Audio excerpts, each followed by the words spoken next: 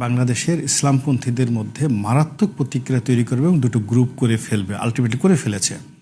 বোঝার চেষ্টা করুন যে একটা লাশ নর্মালি 24 ঘন্টার মধ্যে কিন্তু লাশে পছন্দ ধরে, ডিকম্পোস্ট হয়ে যায়। তো সেখানে 2 সপ্তাহ আগে এই ভদ্রলোক ইন্তেকাল করেছেন। তার লাশ একটা মানে নর্মালি একটা অক্ষত, এবং ইসলামে যে জিনিসটা সবাই প্রচার করে যে যারা আল্লাহর ওলি আল্লাহ, তারা আল্লাহর কাছ থেকে রিজিক প্রাপ্ত হয় এবং তাদের লাশে কখনো পছন্দ হয় না এবং তারা মরে না। এখন এই যে লাশটা বের করা হলো, সেটা পাড়ানো হয়েছে, মারা হয়েছে, এটার সাথে বড় কথা হলো ওই লাশটা যে অক্ষত আছে এবং ওই লাশটাকে যে মানে ন্যূনতম ওখানে পছন্দ তৈরি হয় না, তাহলে ওই লোকটা নিঃসন্দেহে মারফতের একটা তার জ্ঞান ছিল, শক্তি ছিল এবং সে আসলে আল্লাহর একজন ওলি ছিল। 2 নম্বর হলো ওই যে লাশটা পুড়িয়ে দেওয়া হয়েছে, এখন হঠাৎ করে দেখবেন যে একজন লোক স্বপ্ন দেখছে যে নুরা পাগলা তাকে স্বপ্নে দেখিয়েছে সে আবার ওই কবরের মধ্যে ফিরে আসছে, এবং আপনি দেখবেন সেই কবরে আগে যেভাবে যত লোক যাইতো তার সাথে আরো কয়েক হাজার গুণ লোক ওখানে যাবে, যে লাশ এই কবরের মধ্যে স্বপ্নে দেখাইছে আমাকে, সেই কবরের মধ্যে আসছে। তখন ওই লাশ ওই কবর খোলার মতো সাহস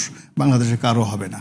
এটা থার্ডলি হলো মানুষ যখন ভয় পায়, ওই যে যেই লোকগুলো দেখবেন যে লাশে জুতো মারছে, পুড়াইছে, ওদের হোল পরিবারের মধ্যে দেখবেন প্যানিক শুরু হয়ে গেছে, এবং যখন মানুষ ভয় পায় তার শরীরের কার্যক্ষমতা নষ্ট হয়, এবং এমনি ভয় পাওয়ার কারণে দেখবেন কারো পা বাঁকা হয়ে গেছে, কারো ঘাড় বাঁকা হয়ে গেছে।